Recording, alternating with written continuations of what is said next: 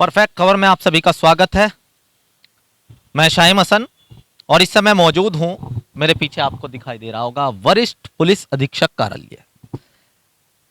ये ऐसी जगह है जहां से पूरे जिले की जो पुलिस है उसका कंट्रोल होता है, उसकी कमांडिंग होती है। और ये वरिष्ठ पुलिस अधीक्षक, जिन्हें कप्तान भी कहा जाता है, बखूबी सोशल मीडिया के माध्यम से आप जानते होंगे, जो वर्तमान में यहाँ है, पिछले काफी समय से वो अभिषेक यादव हैं। और इस तरफ पुलिस अधीक्षक नगर यानी कि एसपी सिटी का ये ऑफिस है और इस तरफ एसपी देहात का। लेकिन सबसे जरूरी बात, यहाँ इनके ऑफिस दिखाने के बाद जो एसएसपी अभिषेक यादव यहाँ पर हैं, एक युवा हैं और अच्छा जोश उनके अंदर है और काफी कुछ सुधार यहाँ पर किया है। बहुत सारी चीजें उन्होंने दी, जैसे पुलिस लाइन में बहुत सारे सुधार किए गए। पुलिस लाइन को उन्होंने पुलिस कैफे से लेकर और लाइब्रेरी, कैंटीन और अच्छे अच्छे रूम्स वगैरह बहुत सारी चीजें, और बाकायदा जिनका परिणाम ये निकला कि अभिषेक यादव को बाकायदा मुख्यमंत्री योगी आदित्यनाथ ने सम्मानित भी किया था लखनऊ बुला करके, और एक शायद उनके साथ यहीं से जिले से और उनके अधीनस्थ अधिकारी भी गए थे। लेकिन सबसे जरूरी बात जो मैं यहाँ पर करने आया हूँ, चलिए एक बार चाहूंगा कि आपको दिखा दूं कि सामने साइबर हेल्प सेंटर ये बनाया गया है। थोड़ा सा जूम करके इसको राजू दिखा दें आप। साइबर हेल्प सेंटर, इसकी जरूरत क्यों पड़ी मैं आपको बता दूं।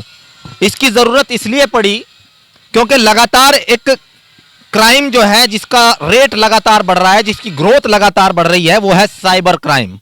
साइबर क्राइम ऐसा क्राइम है जिसको ना तो कहीं फील्ड में जाना पड़ता, ना ज्यादा कोई बस दिमाग का यूज करना होता है, और टेक्नोलॉजी का ज्ञान आपके पास होना चाहिए।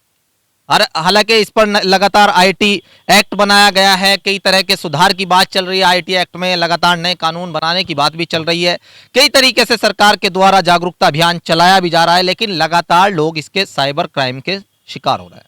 अब साइबर क्राइम कितने तरह का होता है मैं आपको बता दूं। आप व्हाट्सएप चलाते हैं, व्हाट्सएप पे क्या होता है, एक बार पीछे आपने देखा होगा मीडिया में प्राइवेसी को लेकर, व्हाट्सएप में प्राइवेसी को लेकर काफी घमासान मचा था।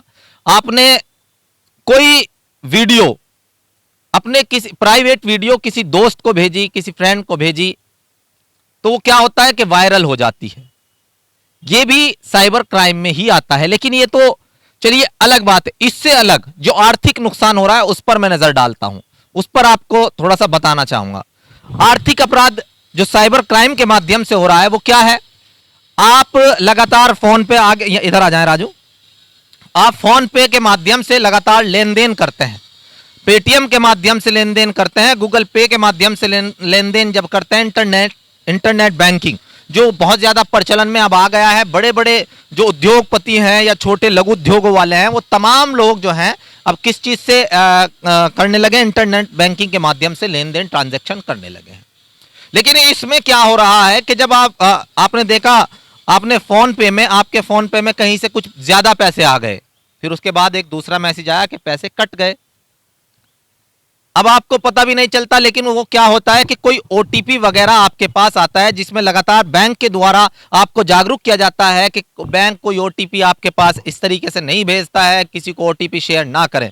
लेकिन ज्ञान का अभाव है या जानकारी कम है, शौक शौक में चलाने लगे। भैया हम तो डिजिटल इंडिया को फॉलो कर रहे हैं, आपने चलाना शुरू कर दिया। और किसी को भी कोई, अब वो जो साइबर क्राइम करते हैं, जो एक्सपर्ट होते हैं, वो युवा टीम के होते हैं, या तो वो लड़की की आवाज में, मतलब लड़की आपको फोन करेगी कि सर मैं ऐसे ऐसे बैंक से बात कर रही हूँ, आपकी उसके लिए हमने आपको एक ओटीपी भेजा है, कृपया वो हमें दे दीजिए।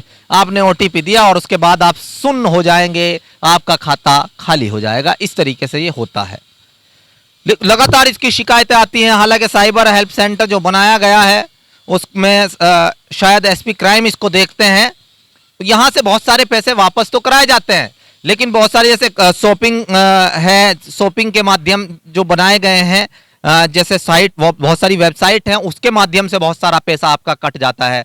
बैंक में से जैसे एटीएम है आपके पास, एटीएम से पहले चोरी होती थी, एटीएम बदल के, लेकिन अब स्वरूप पूरे तरीके से बदल गया है। इसके लिए अब आपको जागरूक होने की जरूरत है। अगर गूगल पे, फोन पे या कोई और अन्य चीजें, आप अमेजोन वगैरह चला रहे हैं, ऑनलाइन ज्यादा ही आपको डिजिटल इंडिया के माध्यम से लेन देन का शौक है, तो भैया सावधानी भी बरतें, पूरे तरीके से सतर्क रहें, किसी को ओटीपी शेयर ना करें और लगातार जो आपके गुणवत्ता के और जो उसके सुरक्षा के मानक हैं उन पर उनको फॉलो करें।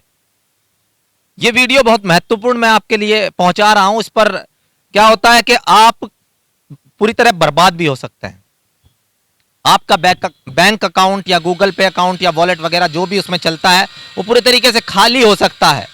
इसलिए जरूरी है कि बिल्कुल सावधानी के साथ नियम फॉलो करें। अगर आपको सावधानी के नियम नहीं पता है या थोड़ी भी कम जानकारी है आपको इंटरनेट बैंकिंग की या डिजिटल जो माध्यम है उनकी अगर आपको कम जानकारी है तो ना ही चलाएं। थोड़ा सा आप जो है नकदी से कार्य कर लें। हालांकि ये कहा जाता है कि डिजिटल माध्यम को बढ़ावा दिया जाना चाहिए, तो सरकार थोड़ा सा इन चीजों पर भी ध्यान दे। साइबर क्राइम कंट्रोल के लिए और थोड़ा सा सख्ती के साथ नए कानून बनाए, नई जागरूकता के लिए नए मैसेजेस चलाए, नए ऐड बनाए। कुछ ऐसे ऐड जो यूट्यूब वगैरह पर जो है आते रहें जिससे आपको जागरूकता की जानकारी मिलती रहे। और भैया आपने ले तो लिया बड़ा फोन, उसमें इंटरनेट के माध्यम से आप लेन देन कर रहे हैं, लेकिन आपको अगर जानकारी नहीं है तो भैया सावधान रहें, कभी भी आपके साथ हादसा हो सकता है। क्योंकि मैं कलेक्ट्रेट में रहता हूं, मेरे पास इस तरह के केस आते रहते हैं, तो आपको सावधान करने के लिए जरूरी था। चलिए मैं कोशिश करूंगा कि जो एसपी क्राइम है अगर वो मुझे मिले तो उनसे बातचीत करूंगा, अन्यथा तो जुड़े रहिएगा मेरे साथ। मैं अपने साथी राजू नयाल के साथ, परफेक्ट खबर मुजफ्फरनगर। परफेक्ट खबर, आपकी आवाज आप तक।